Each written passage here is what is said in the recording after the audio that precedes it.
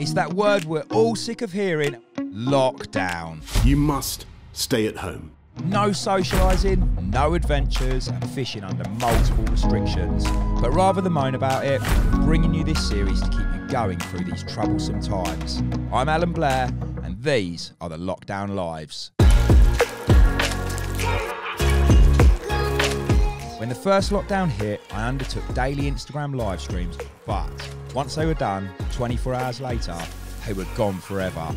I was inundated with messages from people who had missed them, they had questions to ask, and they wanted to hear them again. So whether you've got questions about bait, want to hear me rant about what's right or wrong with fishing, FAQs, fishing in the upper layers, and plenty more, I hope this series will help answer some of your questions and potentially give you a little fishing fix during the most frustrating of times. These are the Lockdown Lives.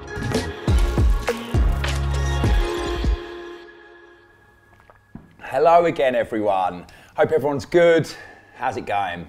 How's lockdown life? Hopefully things are starting to become a little bit more normal. Maybe your kids are going back to school or have gone back to school, so there's less pressure there for you. Yeah, I can't wait till the restrictions are lifted a bit more. But for now, it's all about staying safe, looking after each other. And yeah, if you get the opportunity, get out there in the fresh air and do a little bit of fishing. We talked last time about rigs. Today, it's a little bit here, there and everywhere, but I think it's important. When I did these original live streams, I was really conscious that a lot of people were asking questions off the back of them and stuff. And a lot of those questions were quite reoccurring, you know, similar things. So yeah, I've accrued a number of frequently asked questions. Some of them are about tackle, some of them are about rigs again. Some of them are a lot more broader. But yeah, I think by doing this, hopefully it will answer a lot of common questions. It's also a way of me, slightly embarrassingly, but apologising to you guys, all you lovely people that send me messages on Instagram that I never reply to. You know, and for that I am sorry. I do have a really busy job, juggling lots of different balls, and sadly I can't just sit there all day long replying to people. Tried it once, got delayed in an airport, started replying to a few people thinking, yeah, I've got a 5-hour delay now, I'm going to get through all these messages. And what actually happens is, you know, the half a dozen people I replied to, they reply back, and it's I wouldn't say vicious cycle, because it's not, but it's an ongoing thing that you can just never get through them. So yeah, enough rambling. Bit of an apology for me for not replying to you lovely people who do message me. Hopefully this next sort of episode will answer some of your unanswered questions. So first up, this is a classic, I love this one. Can you give me some tips for fishing?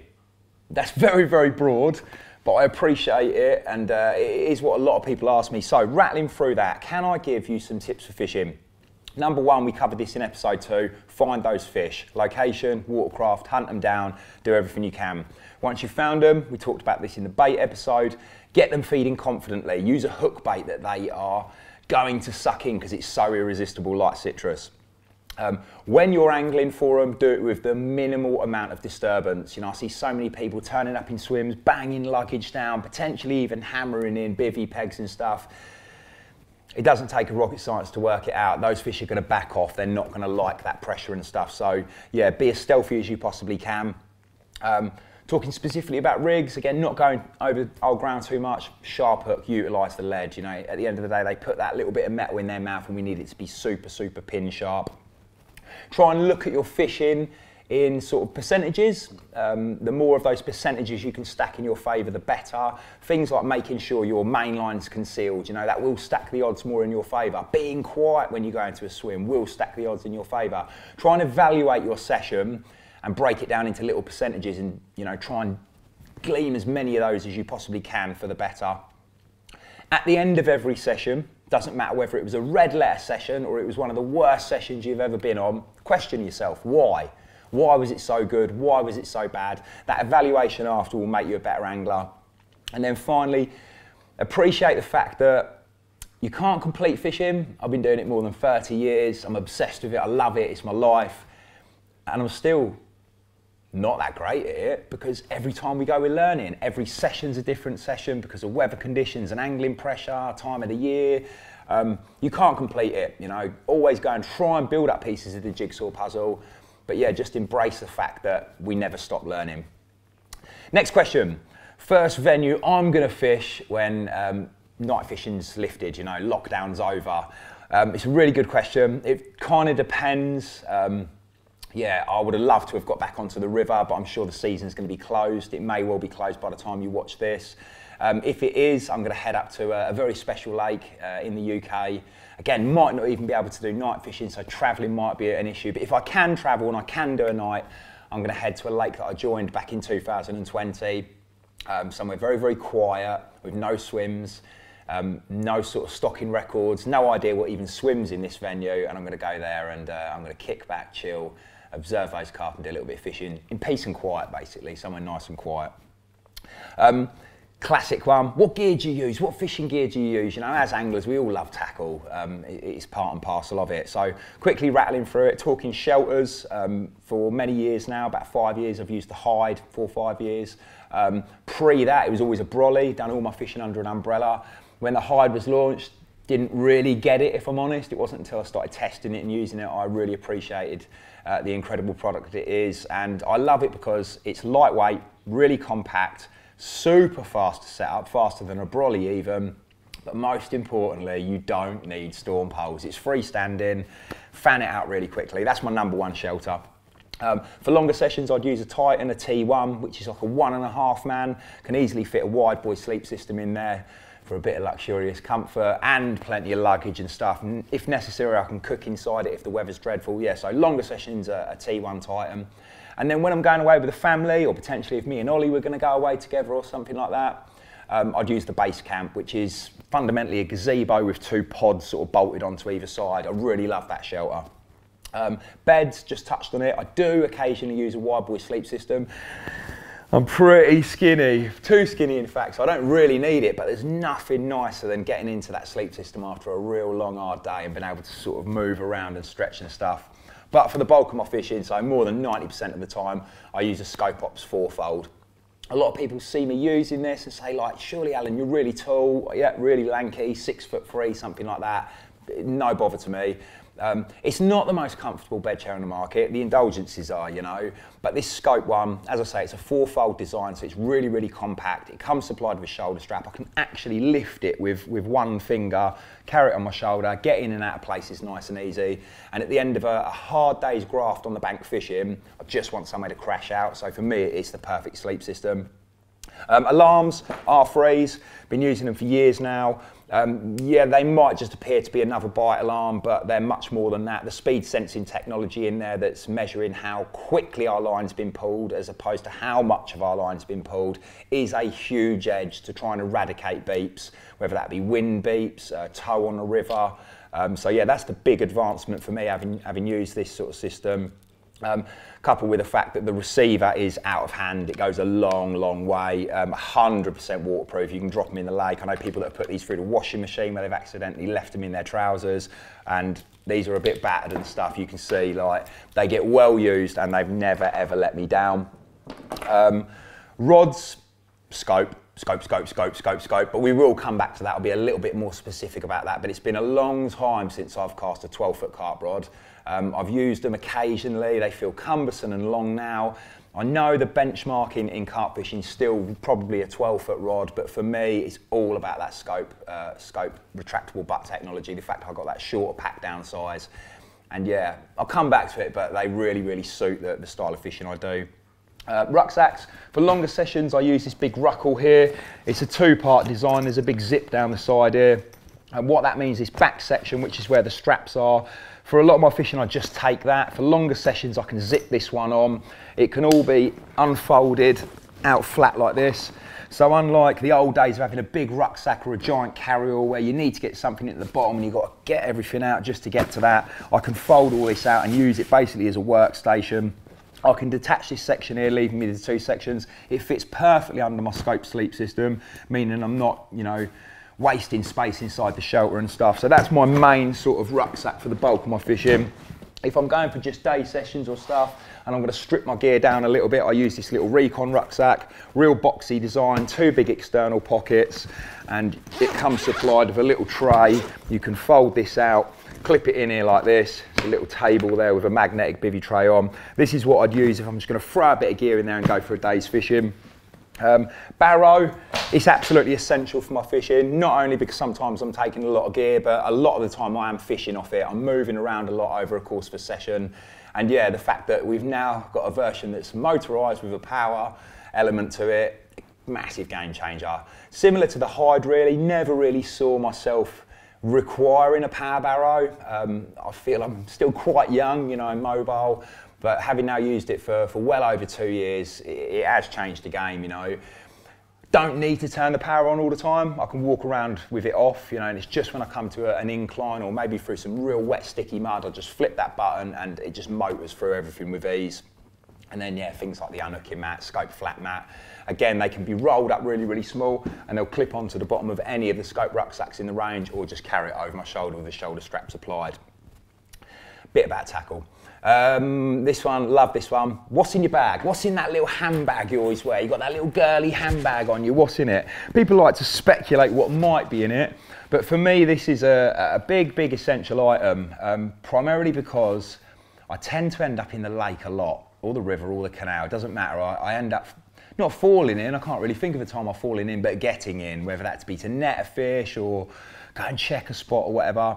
And there's nothing worse than, you know, having your phone in your pocket or potentially a passport or your wallet and destroying it. So I keep all my absolute essentials in here. Things like I've got a little power pack in there. I've got my phone. I've got, yeah, face mask, wallet, little thing of lip balm in case it's windy and stuff and my lips start cracking, car keys, I might have some permits in there, a bit of loose change. It is, in effect, a handbag, you know, it's a security pouch that I can keep on me at all times. If I do need to get in the lake, I can simply take it off my shoulder and just throw it up onto the bank and make sure everything stays protected. Another absolute classic this. Can I come fishing with you? Can I come fishing? Do you do tutorials? I would love to turn around and say, yes, guys, yeah, come fishing with me. Yeah, I can do a tutorial. The fact of the matter is, I mentioned it a minute ago, I've got a very, very busy job. I don't get to go fishing with my own friends. You know, the boys that work here at Nash, they'll tell you, I never get to go on a pleasure fishing session with them or when they're going off to have a social. Real close friends like Ollie and Reedy, you know, if they ever watch this, they'll be going, yep, never goes fishing with us. I don't actually get a huge amount of time to go fishing, personally anyway, you know, with friends, for example.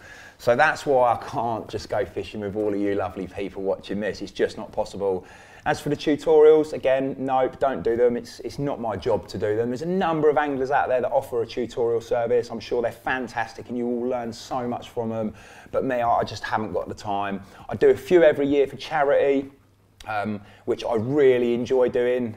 Yeah, but in the grand schemes of things, the answer is sorry, no, you can't come fishing with me. What do you do when it doesn't look on or the carp are not up for it? So what do I do when I turn up somewhere and maybe I can't find them or the fish are looking a bit moody?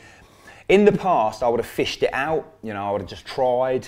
Now I don't. You know, if I get to a water and I can't find any signals, signs or carp, you know, we talked about this in the location thing, I'll probably give it an hour or two looking and looking and looking, but if I really can't find anything, I'm going somewhere else. You know, I'm not just going to go and stay there and fish. Somewhere, whether it's down the road, a different county, or in the case of things like Eurobanks, Ollie and I have gone to different countries, we'll go somewhere else until we can find opportunities and make those opportunities happen. If I did have to stay for whatever reason, maybe I'd booked a swim or I was on a social with some friends or it was a filming job, you know, we had to film at this particular lake. If I had to, I would not start putting in loads of bait. I would be definitely fishing for a bite. I would definitely be staying on my toes and fishing areas for a period of time and then moving. If the restrictions were so bad that I couldn't move, this was my swim, yeah, literally just fish singles or potentially put a little bit of bait in the edge somewhere where I could easily monitor if anything's sort of reacting to it, bubbles, coloured water and stuff. What's the plan now Eurobanks is done? Oh, every time I hear that word Eurobanks, it makes me so sad, but I think you'd probably agree our timing was pretty bang on, what with COVID and Brexit. Eurobanks is done now. It's done for the time being anyway. There's nothing to say that in a few years from now we might not do another one. I'd like to do that, to be fair, but for now, I can't really say too much. It's a little bit top secret. The plan always was, when we finished, that Ollie and I would continue to do lots of great fishing together and filming. Sadly, last year, 2020, it pretty much all got cancelled because of various issues. And this year, 2021, hasn't started much better. We've already had a trip to Spain cancelled. But I started 2021 with a New Year's resolution, and that was, in instances where things don't pan out, take Spain for example, we just couldn't travel down there. I'm always going to have a plan B and a C and a D. So Ollie and I didn't get to go to Spain at the start of January, but we are going to do some fishing on the Church Lake, days only, and make a film there. So although it's not a crazy Spanish adventure, I hope it will still go really well and you'll enjoy watching the film. Do I chop and change and use different rigs and baits across the different seasons? Not really. I hope this came across in the rig and the bait episode. I use what I'm confident in, I use what I believe in, I use what I know works, you know. Yes, I probably use a lot more citrus in the winter just because it's super high attract and, to be fair, pretty irresistible to them. And a lot more Scopex squid in the summer months when they're feeding a lot, you know, and I want them revisiting the spot and eating. The rigs, they don't really change at all, you know, and I've been through that. Choddy for single hook bait fishing, Ronnie claw or a Ronnie rig for sort of spread boilie fishing, and a short twister slip D when I'm fishing over that grubbing around Scopex squid mix. A classic, do, Corda, Fox, Nash, Ridge Monkey, Solar, all the tackle companies get on, or do we all fight amongst ourselves? I'd like to think we all get on. Certainly when we bump into each other at venues or at shows and exhibitions. Yeah, I speak to a few of the lads on social media. At the end of the day, yes, we are competitors. We work for competing tackle companies, but all the lads that work for Corda and Fox and all the other companies out there, they're no different to me. They're no different to you. We all just love fishing. So yeah, there is a little bit of actual competition in terms of business, but in the grand schemes of things, we're all anglers and we all get on really well. Which leads on nicely to this one. If Nash could sign any angler, who would it be? And I think if any of you have followed me or watched the previous live streams, you know what I'd say. For me, it'd be Tom Maker, just because he is a weapon, he's a machine. He catches a lot of fish consistently, and he's got a really sort of honed in approach to fishing busy day ticket waters, turning up, dropping in amongst people, and battering it, you know. So I have a lot of admiration and respect for him. Which leads on kind of a little bit to this one quite nicely. This is a real common question. How do I get sponsored? How do I get sponsored? Can you give me sponsorship? Can I be a consultant? Honestly, when I was growing up, I wouldn't have dreamt of ever posing that question to anyone. I thought it was so impossible to even work for a tackle company, let alone, you know, be sponsored by them. But in this day and age, you know, with social media and stuff, it's more accessible to talk to people like myself or the other lads that work at Nash, and it is a question we get asked a lot. My personal advice would be, do not go fishing to try and get sponsorship. It really would be go fishing because you love it, you know, you love being outside, you love catching carp and stuff. More often than not, if you are practicing it, if you're out doing it regularly, if you're catching, you will get noticed. You know, we've got lads here that sit on social media looking for you know, the next big anglers and stuff. Work hard with your fishing. Work hard on your photography. It's really important. Good quality imagery. Your writing potentially, how you come across in your posts and stuff on social media. And yeah, put yourself out there in a humble way as opposed to lots of big emails saying, can I get some free bait? Can I get some free tackle?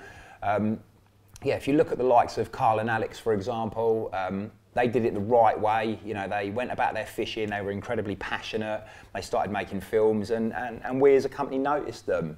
Same for young Alfie Russell, you know, he got noticed because he was out there doing it, catching really impressive fish, and the net result was we took him on board. And that's happened to a lot of anglers, you know, so go out there and fish for you, fish because you want to be an angler and catch fish, and hopefully other things will then fall into place after that. If you are sponsored, Does that mean you get all your gear for free? In many instances, yes. You know, yes, I do get a lot of gear for free. Certainly Nash tackle and stuff. And lots of other companies are very kind and generous too. But that's come with an immense amount of hard work. You know, I can't stress it enough to be sitting here today and having the privilege to be able to talk to you. I've put the graft in, so I feel no guilt, you know, that I didn't pay for these, or I didn't pay for these sunglasses or this bag. I feel no guilt whatsoever because I've had to work really, really hard to get to this position. Talking of that, a common question, how can I get a job in the fishing tackle industry? How can I get a job at Nash? There's a couple of kind of ways. Me, myself, I've got no sort of formal qualifications as such. I've just always worked in angling from a very young age. From the age of 13, I was in a tackle shop. I was doing junior fishings and stuff where I'd go and teach lots of other people to fish all over the country. I worked for a fisheries consultancy company, and then I became a lecturer in fisheries management. So I've always had my foot in the door and stuff. The net result was eventually Kev noticed me and I got a job at Nash. A lot of the lads I taught when I was at Fisheries College ended up coming and working at Nash. Some of them are still here to this day, Tom Foreman being one example. I think he's worked for Nash for over 15 years now. So that would be one possible route, you know, go to one of the many fisheries colleges around the country, join a course, first diploma, national diploma. You can go all the way to degree level now and get a qualification in sort of fisheries or fisheries management. And possibly that would be a route into working for one of the major tackle companies out there. Another option would be go and get a skill set that is so desirable to a company like ours. For example, if you were a videographer, massive skill set, and something that a company like Nash are always on the lookout for, an editor, a salesman, a CAD engineer, something that you might study at college or university and not specifically think you're going to work in fishing tackle as a result of it, but it's just a generic qualification that a company like ours looks for and stuff. Most importantly, if you're a youngster watching this and you're still at school and you're doing your GCSEs, quite how GCSEs work nowadays, that no one's really been to school for a year or so, I don't know, but if you are setting your exams soon or at some point, then really try hard in your English. That'll probably be the biggest bit of advice I can give you, because I never really appreciated it at the time. I used to think, why am I reading of Mice and Men or Romeo and Juliet? Or why am I writing these poems? How's that ever going to benefit me in later life? But sitting here now, you know, I've had to write the notes up for this. I've got to speak to you guys now. I'm answering emails all the time, writing magazine articles. Yeah, English is a really, really important subject. Another question, I've been having plenty of success with Scopex squid bottom baits, but I really want to try pop-ups. I've tried them, but they just don't work. Have you got any advice? It's a really interesting question, and I take two things from it. The first one is, to answer the question, maybe they're just too blatant, maybe the water has been hammered on them, maybe a kind of match the hatch bottom bait approach is the way to go. But what I took from this question more importantly is, the opening line was, I've been having plenty of success. If you're having success on something, don't change it. You know, if you've got something working, whether that be a rig or a bait or a spot, you know, milk it, fish it until it has stopped working. So in the case of this particular question, the biggest bit of advice I can give you is, just because you've watched a film or read a magazine article or whatever and you've seen something in it, if the tactic or the bait or the area you're already fishing is working for you, stick at it and make the most of it.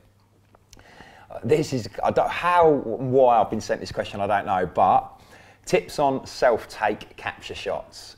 My number one tip is find an Ollie Davies, you know, because that's how I've got all the amazing photography I have, and all the other boys, Tony, Dan, all the people in our media team. They're the ones that take me the incredible photos. But there are many instances, specifically in more recent years, where I've had to go fishing alone and stuff, and I have had to, you know, do self-takes, and they've come out really well by just adopting a few simple principles. Number one, to do it properly, you need a tripod.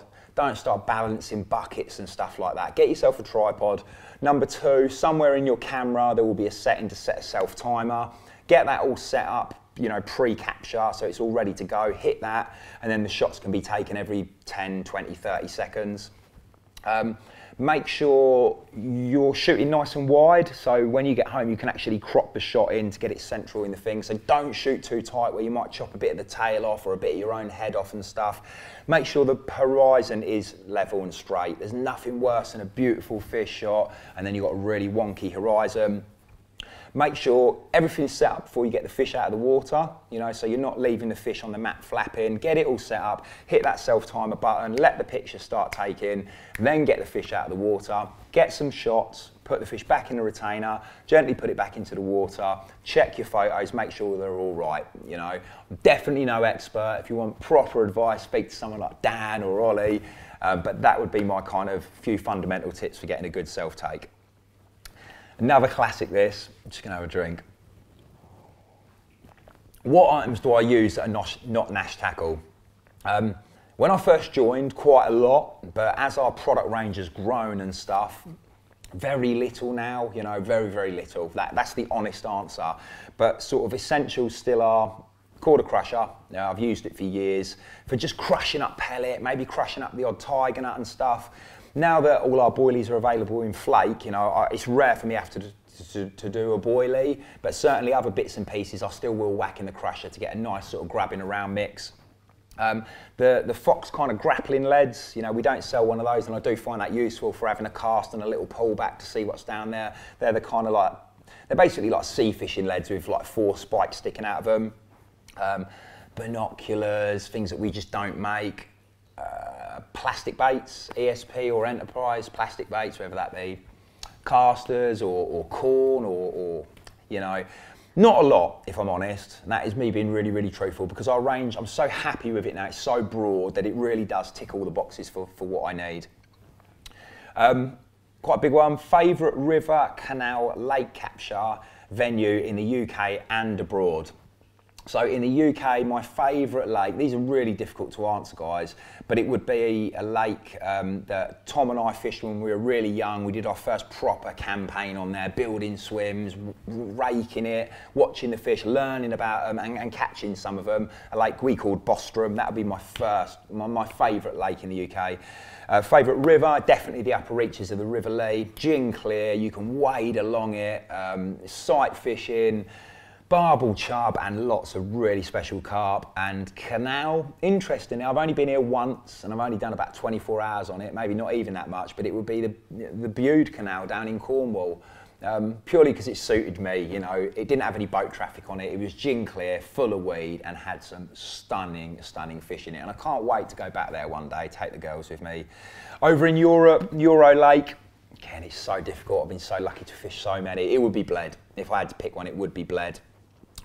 River, again, it's a difficult one. That one in Eurobanks in Croatia was amazing, but I think probably the one that sticks in my mind the most was when I went over with Tobias, Mark Vusen, Tierlo. Dan came for a bit of the filming as well, and we fished that sort of empty lake with the river running through it over in eastern Germany. That was pretty special. And favourite canal, again, I've been lucky to fish so many, but it would probably be the Kempish Canal. I've only fished it once, did 3 days with Chloe many, many years ago now, and yeah, managed to catch 3 lovely carp in that 3-day period, and it was a real gratifying trip. Best general advice to improve your angling. It's a good one, quite broad, but it would be just spend as much time as you can out there, watching the fish, understanding their environment, where they live. We've covered all of this in previous episodes, you know, building up pieces of the jigsaw puzzle, observation, watching, looking, glasses, you know, I can't stress it enough. If you missed the watercraft location episode, get yourself a pair of Polaroids. These are like 20 quid, these Nash ones, and they will really enhance your fishing and let you see so much more. And also practice when it gets down to the more nitty gritty, whether that be your casting, whether that be your solid bag tying, just tying rigs. Practice, practice, practice, practice. You know, I always think to myself, I'm so shocking at football, guys. I really, really am. Can't do, you know, 10 kick-ups. But I know if I practice every day, at the end of the week, I'll be able to do 10. And if I practiced all next week, maybe I could do 20, you know, and that's all it is. It's the same as everything in life, practice. Bucket list venues, destinations, targets. It's a big old world out there. There really is a lot of fishing on offer. If you know me and you followed me, I'm not just a carp angler. In fact, I don't even class myself as a carp angler. I'm a fisherman, and I love catching all species from all different, environments: sea, lake, river. For me, big destinations would be America. I've once been to Florida, but that's scratching the surface, so to do a few more trips over there would be something else. I'd love to go to Japan. Really, really would love to go to Japan. Australia, I've not been there before, and it's full of carp. A good friend of ours, he worked for Nash for a number of years, Charlie Thorogood, he's over there at the moment. He's caught some absolute bangers. I'd love to catch one out of the River Thames. I've done my fair share of blanking now, put the graft in, done the blanks. It'd be nice to get a prize at the end of it all and hold one up from there. I'd love a 30-pounder out of the Canal. Don't really mind which canal, but it would be nice if it was the Grand Union, just because I've done so much fishing on it over the years, grew up fishing it. That would be a massive thing. And I think the absolute pinnacle would be a trip to Cosmo, which is like a kind of an island or a series of islands out in the Seychelles, with a fly rod. I'd like to go with Mark Hoffman. I'd like to go with Bastille. I'd like to go with Matt Nipples, Matt Downham, a little group of us to go over somewhere like that and have a session of a lifetime, a trip of a lifetime, fishing for big GT on the fly. Rods, mentioned it earlier that I was going to come back to it. This should have been the first one, Which scope rod should I buy? Which scope rod should I use? I've said it, it's all I really use to try and keep this nice and concise. There are 9 and 10 foots available. There's very little difference in them, certainly in terms of casting range. It's just pack down length. One will pack down shorter than the other, and as the name suggests, the 9's 9 foot, the 10's 10 foot. I use the 9's, but that's only because I get the 44-inch pack down, which is the same as my hide. I use for the bulk of my fishing a 9 foot 3.5. 3.5 scares a lot of people. We do a 3.25. It's more popular than the 3.5, so people choose that, or maybe even the 3. The reason I use the 3.5 is because there's enough backbone in it to chuck a big, solid, heavy PVA bag. There's enough backbone in it to fish really savage, brutal, snaggy conditions and, be able to pull those fish out. So yeah, that's my my main rod, 9 foot 3.5 scope. In the sort of summer months, for my float fishing, I will use a 3-pounder. For my zig fishing, I use a 3-pounder because the 3.5 is just too pokey with those sort of 8-10 pound hook links. 6-footers, I use a lot, because the pack down size is literally like this small. Again, not everyone's cup of tea. I see so many comments about them being toy rods, but let me tell you, I've caught many 50-pound plus fish on them, and they're more than adequate. The only downside of a very short 6-footer, for example, is you haven't got the leverage of a fish is going around a corner. A lot of the time I'll just get in the lake or whatever to deal with that. But they serve a place in my angling in terms of small water fishing, especially when I've actually got a cast. The accuracy of a 6-foot rod, when you want to get up tight to an island, or better still, underneath the canopy of an island, it's just not achievable even with a 9-foot rod due to the trajectory of the lead flying through the sky. With a 9-foot, or worst case, a 12-foot rod, when I cast, the lead travels up into the sky and back down again. And at best, I might be able to clip those bushes. With the little 6-footers, I can get down on my knees, I can get all clipped up and stuff, and with a real hard cast, I can punch that lead so it almost travels parallel with the surface of the water, and I can get it in underneath canopies. And it's those canopies, if bait boats are banned and you can't use a Bushwhacker, for example, and it's only casting that's permitted, if you can get your rig in, even if it's just a foot further than other people can, wow, it's the difference between maybe scratching for a bite or two and catching lots and lots of fish. So yeah, 9 foot 3.5s, 6-footers, I use the 2 pounds a lot. For the sort of bigger fish, snaggier conditions, I will use a 3-pound. Handle options, there's a number of different options. You can get cork, you can get abbreviated. These are the Black Ops ones. They're just more fancy. The blank's a little bit more beefed up and stuff, but really you're paying a premium price for things like this beautiful I say beautiful, mine are trashed, but this paracord butt, you've got this little carbon back clip here, you've got a Black Alps reel seat. It leads on nicely to what's the difference then between scope and dwarf, and all I'll say is, guys, I kind of liken it a little bit to cars. You can buy a car and it can have a 2-litre engine, for example. You can buy Another car, same model, same make, also with a 2-litre engine, but it's a lot more expensive because, for example, it's got air conditioning, heated windows, leather seats, a better sound system. The actual performance of the car is identical, you know, but you have to pay a premium for that model. And I kind of liken that to Scope and Dwarf. This is a Dwarf rod here. They're available in cork, they're available in abbreviated, shrink, and they still feature the retractable butt technology. You know, they're available in 9 foot, 10 foot, they're available in 6 foot. The test curves kind of marry up between Scope and Dwarf. They're very, very similar. The big difference is the price. You know, these are a fraction of the price of what a Scope rod is. And I always say to people, and I mean this is God's honest truth. If, let's say Kev said, that's it, Alan, you can't use Scope anymore. I'm banning you for a whole year. You only have to use Dwarf. I mean this, I don't think I'd catch any less fish. 100%, I wouldn't. You know, I'd catch exactly the same amount of fish on a Dwarf as I would with my Scopes. If Ked said to me, you can't use Scope Squid anymore, you can't use citrus anymore, I had to use something else, then I'd be really worried about my catch rate dropping, or if he banned me from using Armour Link and Twister hooks, for example. But when it comes down to a rod, I really genuinely feel I wouldn't catch any less fish. It's just, what does your budget suit? How much do you want to spend, you know? I see a lot of people that spend an absolute fortune, for example, on bankware, but they won't even buy a pair of glasses. So it's about getting your priorities right. If you've got the money to buy Scopes and that's what you want, do it. If you haven't and your budget only sort of will fit in the Dwarf range, I'll say again, I'd be more than happy to fish for those for the whole year.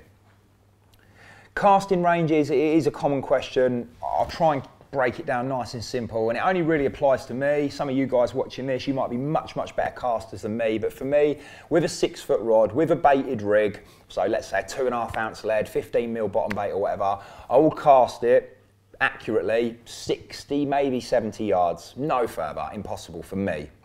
And with a medium dot spod and a 3-pound sawn off, I'll also be able to spod over the top at 60 yards, you know. So that's the 6 footers. With the 9 foot, 3.5 Scopes, I'll cast up to around 100 yards. Maybe with a good wind behind me, a little bit further, but for me, my maximum sort of casting range is 100 yards. That'd be with a 12-pound mono, again, a 3-ounce lead, and a 15mm bait. With a medium dot spot, again, I'll be able to put that dot spot at 100 yards over the top of a baited rig, and I'll just use a 3.5 for my, my dot spot work. If I took a 12-foot rod, and I have used them in the past, you know, we sell some real top-end casting rods, the NR Toros, for example, even in the recently relaunched X-Series rods, you know. If I took one of those, so I've now got 3 foot more carbon, I will cast it around 125, 120, 125, so it's only an increased distance of 25 yards-ish. So there you go, 6 footer, 60 yards, 9 footer, about 100 yards, and if I had a real top-end 12 footer, let's say 120, 130 yards, so not a massive amount of difference. For me though, I just love the Scope, I love the compactability of it, the fact that it fits in places, and more importantly, it's the accuracy of the cast and the joy of playing fish once you hook them. Reels, what reel should I use? What reel should I use? Again, there's so many out there. I spent years using Shimano and Daiwa reels, both fantastic, as you know. But I'm really happy that we've now got dedicated Scope reels. I absolutely love them. This is the GT4000, and that I pair up with the sawn-offs. This one is the GT6000, which I pair up with the 9 foots.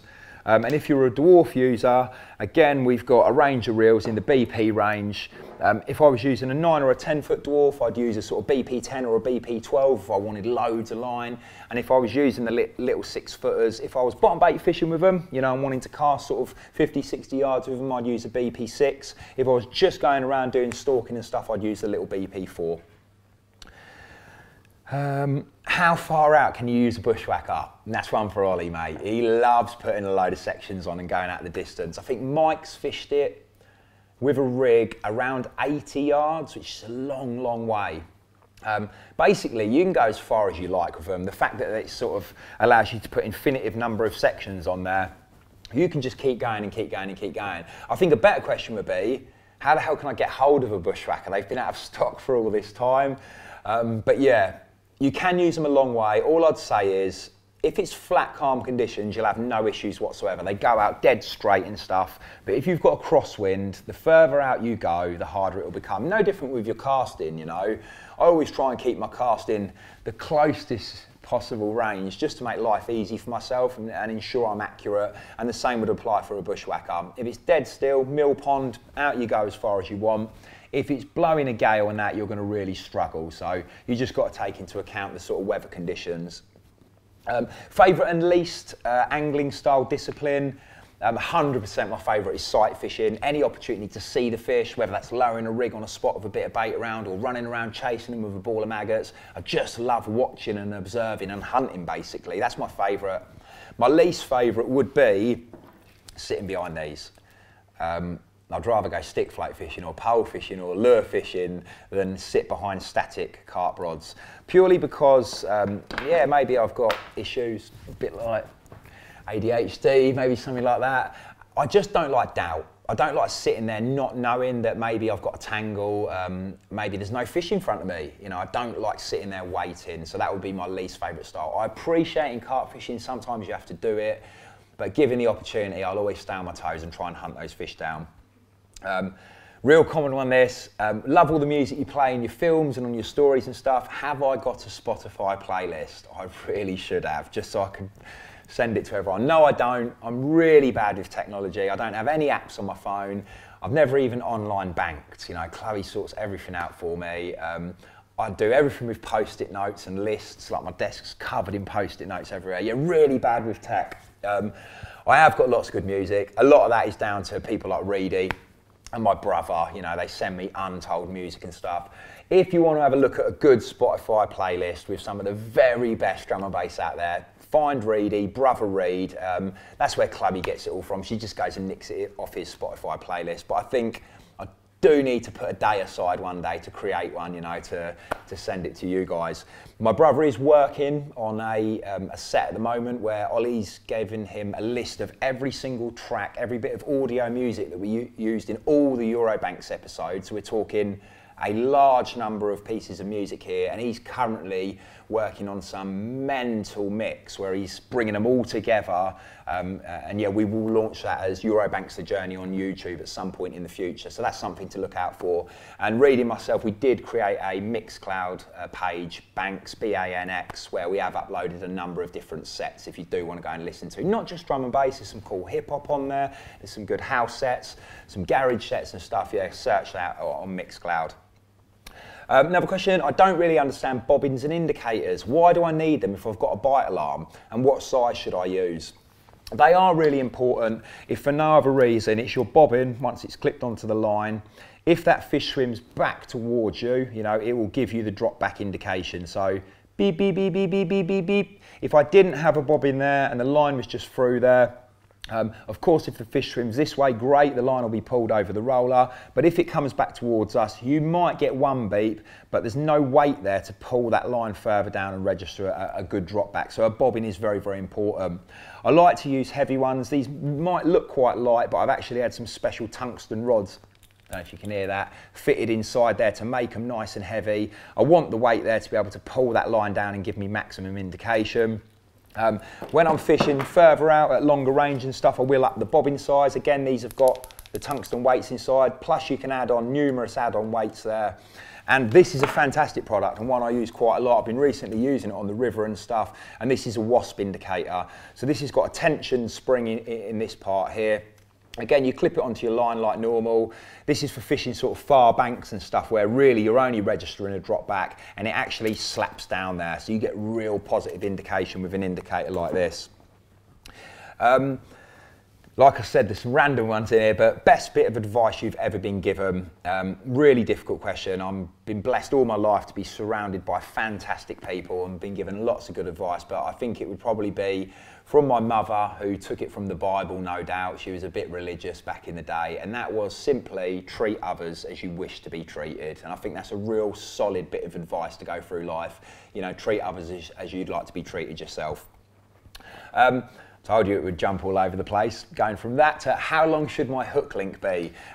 Definitely covered it in the rig sections and stuff, but just to go over it again, for me, the length of my hook link, whether it be really, really short or much, much longer, will be dictated by how I'm feeding those fish. If I'm spreading boilies around, dotting bait around an area where the fish are moving between baits, upending, traveling, dropping back down again, then I want length in my hook link, definitely, and I want that hook bait to be critically balanced, so it flies up into their mouth easy. If I'm fishing over a tighter spot and the fish are all grubbing around and moving very, very slowly, that is when I shorten that hook link right down, because the fish are just moving slowly between the mouthfuls and I want them to immediately come into contact with the lead. What would I do for a job if it wasn't fishing? Yeah, it would be music. You know, music is my other love.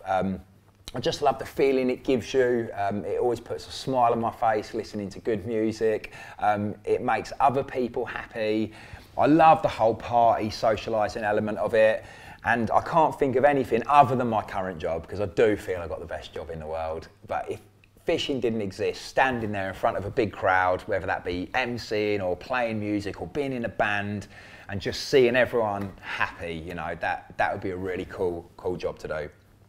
Favourite ever Nash product? Difficult one. It is a difficult one, but it would have to be my sawn-off rod.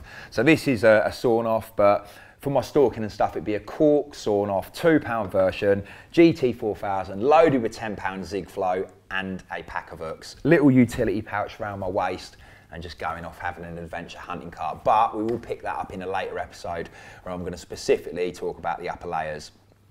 Is there going to be any more Urban Banks episodes? Yes, there is. We're sort of a good chunk of the way through filming one. We went back to London and featured part 2. Subject to what happens for the rest of this year, we've got 2 others planned in as well. I mentioned recently on a podcast, I do feel I'm getting too old now, though. I'm 37. It's a young man's game, running around cities and jumping over fences and sneaking here, there and everywhere. And yeah, I don't feel I will continue with the series for much longer. I really hope young Jacob takes it off me. Big ups, Jacob, but we'll see. Who knows what will happen in the future. How do you juggle work, family, and fishing? It's difficult, guys. You know, I'm sure some of you're in a similar position, full-time job, family, and you're also obsessed with angling. It's all about balance. For me, I'm really lucky that I've got Chloe. She is my rock, you know. It's a very cliche thing to say, but she's very understanding. She also works at Nash, so she knows the business. She knows when I come home and say, I'm going fishing, or I'm going now for 10 days to do this. She knows that I'm doing it because it's my job. We've got a pretty strict regime, her and I, where we sit down every sort of 3 months. She's got a calendar, I've got my diary, and we cross-reference. We both know exactly what I'm doing. I make sure I've got plenty of family time blocked out in that and stuff. It's just about having balance and stuff, and having the right people around you like her that understands. It's never been any different. We've been together a long time. I've never led her down a garden path. She's always known I'm like this, bit full on and stuff, and crazy and stuff. So that's how I've managed to make my life and my fishing and my family all work together. Talking of family fishing venue suggestions. This question is becoming more and more popular and more common. We've made some really lovely family fishing videos. We've been to a few different places. In no particular order, basically Bearley Lakes, which is the first video we made. Beautiful, beautiful place down in Dorset. A couple of lakes there. And you can stay in these lovely little caravans and basically fish out of them for some incredible looking carp. Fishery, Stefan in Austria. That was ridiculous, you know. Yes, it's a long way away, but we went over there, mega accommodation, phenomenal chef, just a beautiful place to stay, incredible scenes, you know, of all the mountains and stuff around you. Angler's Paradise, that was something else, bit of a dream to go there myself. Growing up as a child, I was always like, oh, I'd love to go to Angler's Paradise. Didn't disappoint. Loads of different accommodation to choose from, brilliant swimming pool, on-site tackle shop, and yeah, just any species you want to catch, they've got it down at Angler's Paradise. That's really cool. Western Park Boathouse, actually went there in the winter and stayed in the boathouse. I would like to go back again in the summer at some point, but you know, Chloe and the girls loved it there. We only stayed a couple of nights. If you can get a booking there, I highly recommend it. The fish love a floater and stuff in the summer months. That's a really cool venue. Stenhill Fisheries, this is one we didn't make a video at. Again, went there in the winter months, just for a couple of nights. This is in Devon, I think, this one. I thought it had closed, but my understanding is now it is actually open for bookings and stuff. Kind of like a mobile home. but not when you get inside. It had big plasmas, beautiful sofas, real top end, and yeah, directly in front of it was a beautiful little lake, only about 1.5 acres, and again had a phenomenal stock of stunning carp inside it. More recently, we went to Welford Pools. Big ups, all the guys there. Thank you for having us. We stayed in a mega Cotswold stone house, again with a lake just out the front of it. Caught loads of beautiful fish. Had a hot tub, and yeah, that I highly recommend. I'm hoping to go back there in July this year, but this time take a few friends with me and have a bit of a party and a social. Mill Lodge Retreat, you've probably seen that. It cropped up about a year ago. Big ups Mitch, big ups all the guys there. They created something really special in the form of putting these pods all around the lake, again with a hot tub, with a fire pit, with outside cinemas, and with a seriously, top end level of catering, mini bars, playstations. I've never experienced anything like it in my carp fishing. And it's all good and well having good accommodation, good food, good service. They've also got a lake full of absolute bangers. So I really enjoyed going there, perfect for the family. This year I've actually booked Dorford Pool, which is not really a family holiday kind of venue, but it's stunning, it's small, you can book it exclusively, and that is where this year Chloe, the girls and I will go and make a family fishing holiday, but we will be doing it under a bank life base camp and gazebo as opposed to actually staying in any accommodation. When fishing somewhere murky, can you advise a specific bait that really will make them grub around and give their presence away? Basically, for me, it would be Scopex squid, fundamentally flake, bit of pellet, few whole boilies and stuff, but it's anything that will keep them grubbing around on a spot to give their presence away, whether that be bubbles coming up or displacement of water tail patterns. There's no good trying to keep fish grubbing around on a spot by throwing in a hand of boilies. I said this in the bait section. You've got a handful of boilies, you've got a handful of flake. They can eat this in seconds. This can, keep them on a spot for hours. So I'll always go down the route of the flake. And I mentioned it before as well, the liquid bait soak in there where you've got the oil at the top and the food-based content at the bottom. Give that a good shake up. Stir that in with the flake and stuff, and it will keep them there for prolonged periods of time, certainly long enough to give their presence away. Best interview I've ever been part of. I did one once with Gaz Farrer, big ups Gaz, big ups Subsurfers, for Carpology magazine, and I really enjoyed that. He was a great interviewer. I thought it come across really well, and yeah, he should be really proud of doing that. Yeah, big ups Gaz, that was really cool. I did one with Topography with Elliot and Rich. Rich interviewed me. I've not seen it myself. It was actually launched the back end of 2020, Christmas Day in fact, 2020. I've not seen it, but I was really astounded by the positive feedback I received. So huge thank you to Rich and Elliot for doing that with me. And then more recently, this year, 2021, I actually did a couple with Hassan, the podcast, Off the Hook podcast. They're all available to watch on Nash TV. I did a couple that sort of featured the early parts of my life, pre-Nash, and then sort of Nash up until now. Again, I haven't listened to them. Why would I listen to them? But lots of people have, and I'm very, very grateful that you enjoyed them and sent me lots of lovely messages. Favourite angler currently in the game, that's a real difficult one, but because of who I am and because of the style of fishing I like, and because I've spent some time in this gentleman's company, it would have to be Martin Bowler. I massively respect the fact that he moves with the times, he got on Instagram, he got on the stories, he's proactive, he's a machine, he can catch them, all species, all times of the year. He goes and shoots all his photography himself. Forget the fishing, I hold Martin in a very high regard for other reasons, just for putting the graft in all the time, because he's been doing it so long. Will there ever be a Nash festival in the future? Probably not, probably not. We are a fishing tackle company, not a festival promoter, but never say never, maybe on a small scale, a few hundred people, that would be pretty cool. Favourite ever capture? Again, it's a tricky one, like favourite ever venue, but if I had to single out and pick one, it would be, again, this is probably 12 years ago now. I was with Chloe over in Belgium. We were fishing with our good friend Joris. He took us to a lake.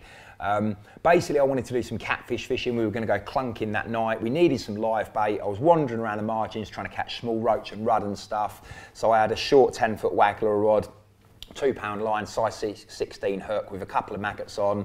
And yeah, I was basically trying to get some live bait out. Along the margin waddles this real old dinosaur looking carp. And the angler in me, even though the gear was anything but up for the job, I very gently lowered 2 maggots in front of it and it just engulfed them straight away. I set the hook, the rod's just buckled over and this fish has just ploughed out from underneath this canopy and basically it's spooling me. You know, I probably only had 100 metres of mono on there. Shouting for Joris, he got in the boat, come and got me. By this point I'm sort of treading water, I've gone out underneath the canopy to try and hold on to this fish, and after a very, very big boat battle, we did sort of net this incredible mid-upper 30 dinosaur mirror. So that was a really special one because of the situation and stuff. How do you approach low stock lakes, big pits, etc.? It is a style of fishing I love to do. Haven't done much of it in recent years just because of work and filming obligations and stuff, but I do love a big pit. Grew up fishing them back in sort of Milton Keynes. Done a bit with Kev for a couple of years on one local to here. Most important thing, it's a recurring thing here, guys, but you've got to find them. Get some bait in regularly. That doesn't mean filling it in, that just means going there once, twice, 3 times a week and just putting a bit of bait onto a spot. Observation again, watching them, looking at weather patterns and their behavioural patterns. Where do they go at certain times of the day or in certain wind conditions? Building up those pieces of the jigsaw. If there's something special in there, try and keep it to yourself. You know, don't let others clock on where you're pre-baiting. Maybe, I hate saying it, but carp fishing can be such a selfish thing. Hold those captures back for a period of time. And yeah, just get out there and do it. Get out there, watch those fish, and I'm sure you'll catch a few. What's it like to actually work with Kevin Nash? Amazing. I love him. He is the absolute bollocks. We've had many a run-in, many a shout over the years. We've hugged, we've cried, but I wouldn't wish to work with a better bloke. He's the best boss anyone could ask for. He'd go above and beyond for his staff to try and, you know, make their life better and stuff. Yeah. Forget the fact that he's taught me so much, he's mentored me so much. Outside of Nash, outside of fishing, he's just one in a million. Nearly done, guys. This one I love, and I don't really know the answer. Do you think you're normal, Alan? You don't seem it. I don't know. What is normal? Certainly, if the last couple of years or the last year taught me anything, I don't know what normal is anymore myself. Yeah, I feel pretty normal. I come to work, I go to Sainsbury's once a week, I do the shopping, I pay the mortgage, I have to mow the grass, I put the bins out. So yeah, I feel pretty normal. Sometimes I do things that may not be deemed that normal, working long hours, going on crazy adventures, but in the grand scheme of things, yeah, I just feel like a normal person, like I'm sure most of you. And finally, how do you stay motivated and buzzing and happy all the time? Quite simply, guys, I get up every day, I embrace life, I try and stay positive, I surround myself with positive people at work, and yeah, I appreciate what I've got, and yeah, I just want to go out there and have a lovely time. That's all for this episode. See you in the next episode where we're going to talk about safety in angling. Until then, you be safe yourself, guys. Big ups. Catch you later.